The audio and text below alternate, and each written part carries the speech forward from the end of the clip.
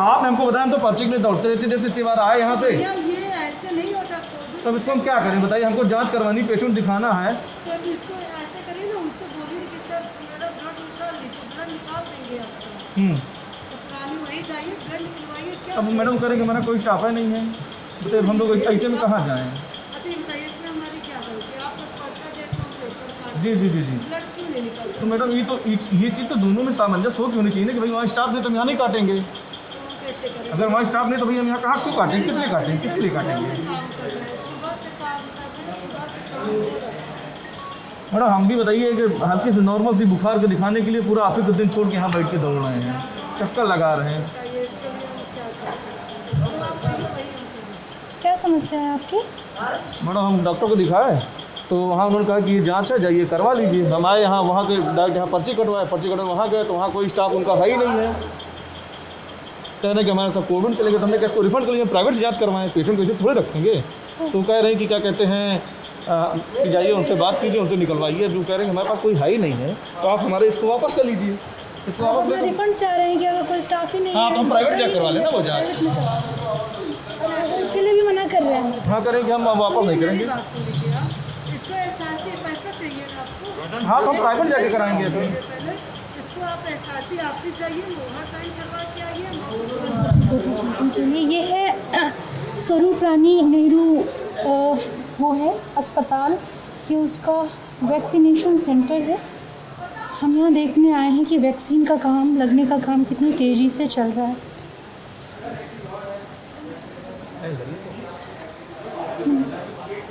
ये vaccination room है। कितने बजे सुबह खुल जाता है ये? 9 बजे, 9 बजे। कब तक चलता है? शाम को 5 बजे तक। आपके पास डेटा तो होता होगा, दिन में कितने लगे? हाँ, आज कितने लगे हैं? फर्स्ट डोज है 21 और सेकेंड डोज है 7। एक अभी और आ भी रहे हैं मैम। मतलब जिनको शुरुआती डोज लगा है उनकी संख्या है 21। फर्स्ट डोज अच्छा, अभी तक फर्स्ट डोज 26/4/2021 टू 7/6/2021। वो सेकेंड डोज की डेट मैं मेंशन अच्छा कर अच्छा, लेती हूँ ना। जी जी जी सही बिल्कुल रहता है। बिल्कुल। अच्छा देखिए, इसके पास स्वरूप रानी नेहरू अस्पताल है और जो आज की तारीख में पहले व्यक्ति हैं जिनको वैक्सीन लगा उनका नाम है जवाहरलाल। और ये फर्स्ट डोज का है 21 और सेकेंड डोज वाले आपने बताए 7। कितनी अमूमन कितनी रफ्तार से चल रहा है? एक दिन में कितने लोगों को लगता है? जैसे अगर मैं कल का पूरे दिन का डेटा मांगूँ, रविवार को भी वैक्सीनेशन चल रहा था? नहीं, संडे क्लोज था। संडे को बंद था, शनिवार को जी जी लगा शनिवार को चल रहा था। अच्छा, संडे को बंद होने की वजह छुट्टी? जी जी। अच्छा, और जैसे मैं शनिवार का डेटा देखना चाहूँ कि शनिवार को कितने लोगों को दिन भर में लगा था? करीब 70 लोगों को लगा था। 70। कोई होगा ना आपके पास वो डेटा, एक बार दिखा पाएंगे? वो विवाह सिस्टर आ गई। विवाह सिस्टर, विवाह सिस्टर, विवाह सिस्टर इधर आइए।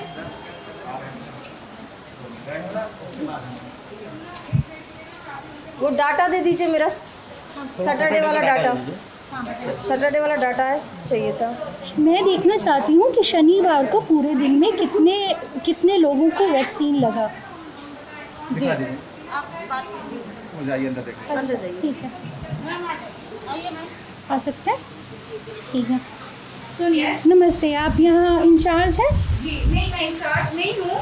इंचार्ज जी अभी जस्ट उनको थोड़ी सी प्रॉब्लम है, वो सिर्फ एक दवा लेने के लिए बाहर गई हुई हैं।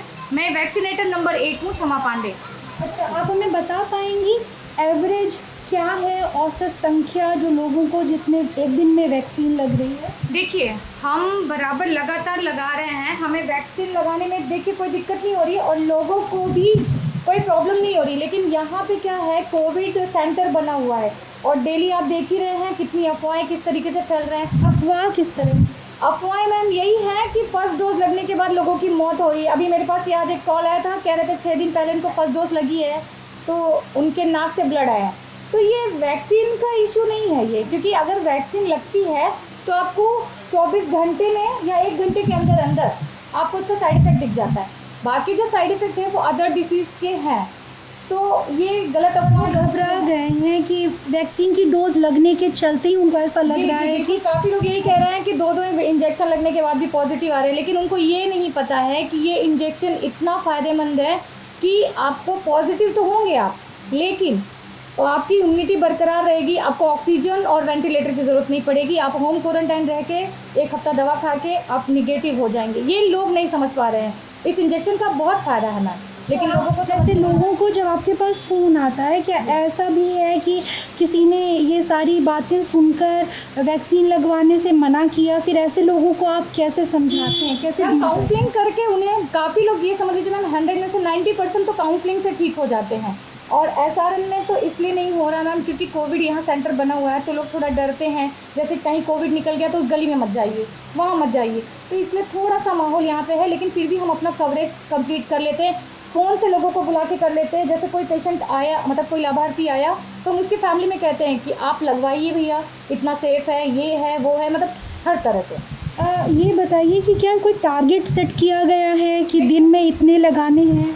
देखिए मैम, जब हमारी ड्यूटी मतलब ट्रेनिंग हो रही थी ड्राई रन का, तो उसमें कहा गया था 100-125, तो हमारे पास दवाइयाँ अवेलेबल होती है।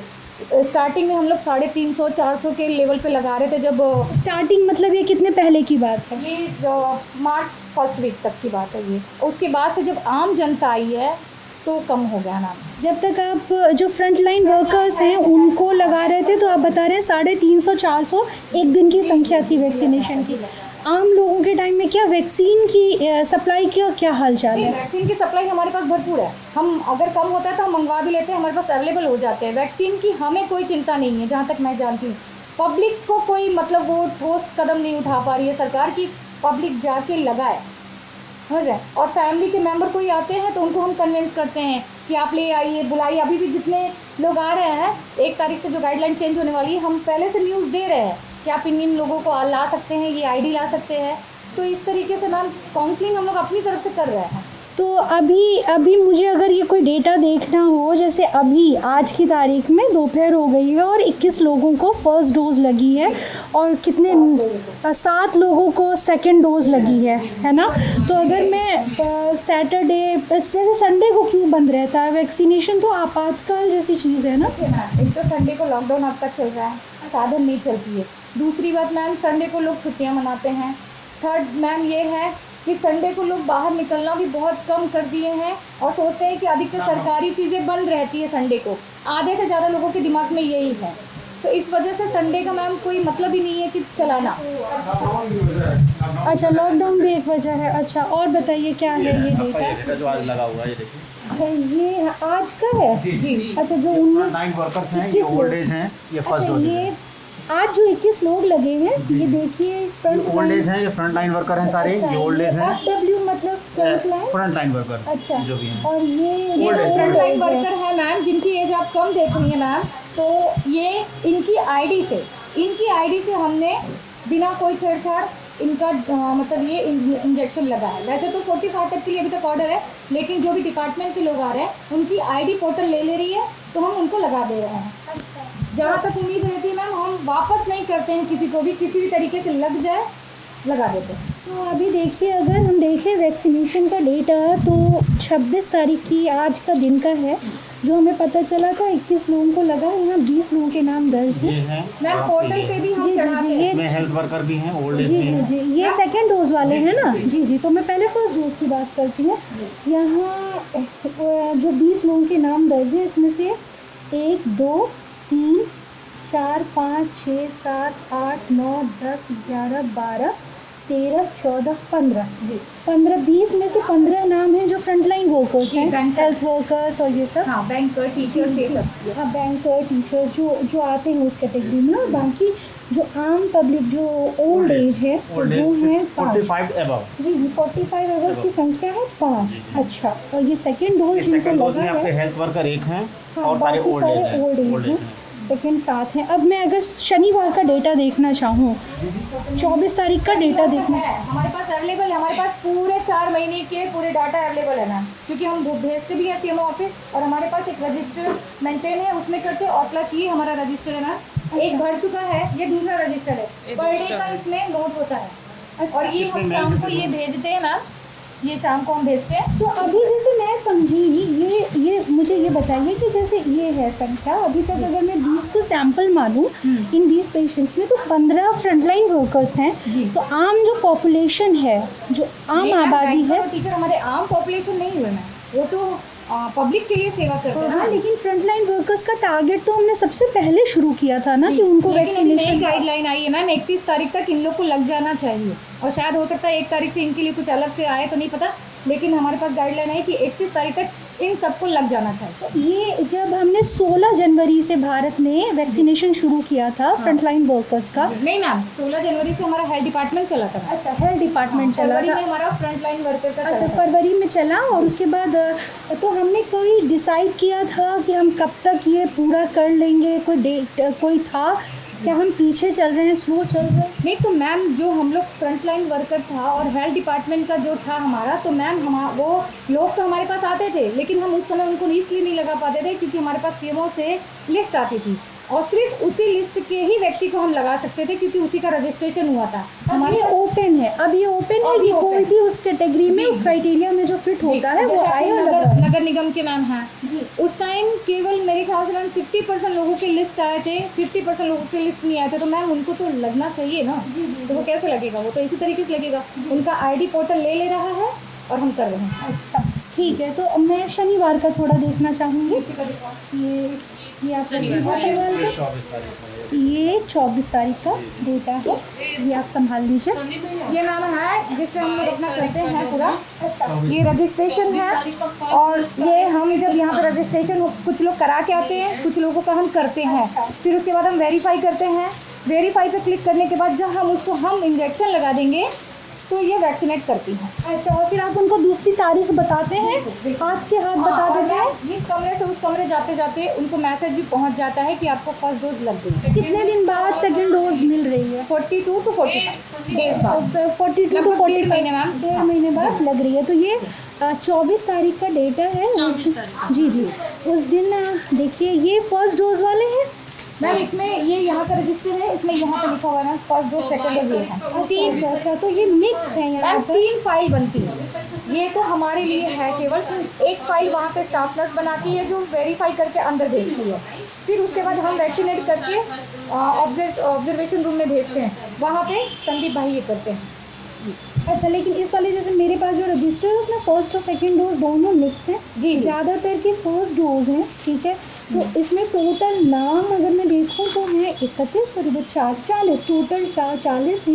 इसमें से फर्स्ट डोज का 33 कुछ लिखा है, सेकंड डोज फर्स्ट 7 डोज था। की ये ना, अच्छा, सेकंड डोज 7 था और ये टोटल 40 है। ये तो 26 तारीख का रिकॉर्ड जैसे है। जो फ्रंट लाइन और हेल्थ वर्कर जिनको लग गया ना, जो 18 से लेके जो भी ड्यूटी कर रहा है, जॉब कर रहा है, तो जिनको फर्स्ट डोज हमने लगा दिया। ये गाइडलाइन तो आपका अब चेंज हुआ है, बीच बीच में चेंज होता रहता है।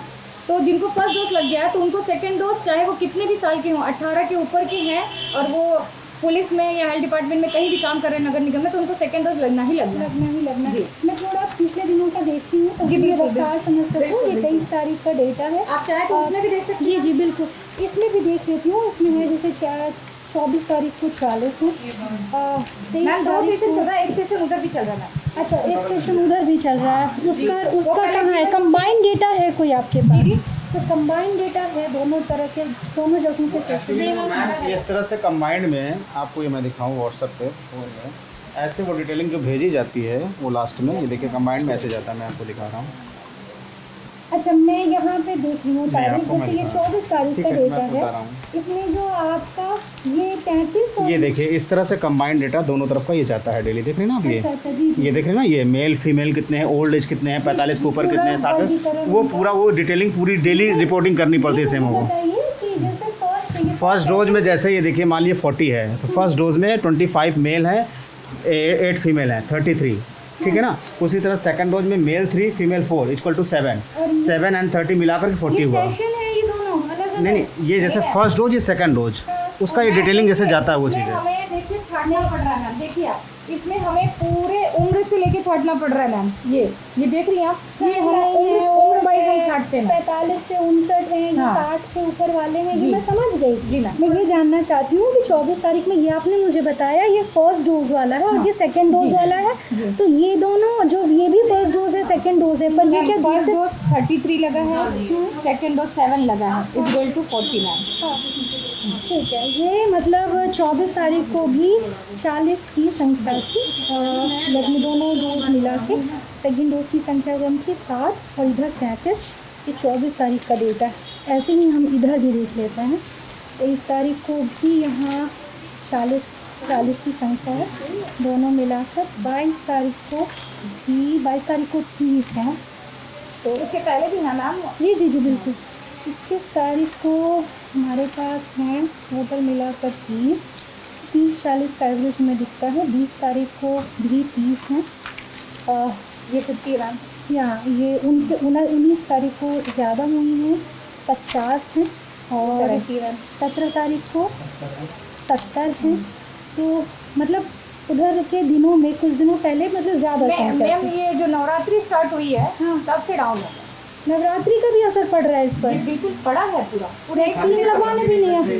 नाश्ता करके तभी तो आएंगे आप, फास्ट आएंगे तो कैसे लगेगा? हाँ, अच्छा। और ये बाकी है मैम सारे पूरा करने की कोशिश करते हैं। हाँ, इधर देखिए पहले जैसे 70 लग रहे थे मिलाकर 100 तो 150 तक गए हैं मैम। यहाँ, मतलब मैं जहाँ यहाँ 15 को 50, ये 50, 40, अभी हमने देखा कि बीते कुछ दिनों में घट रहे हैं।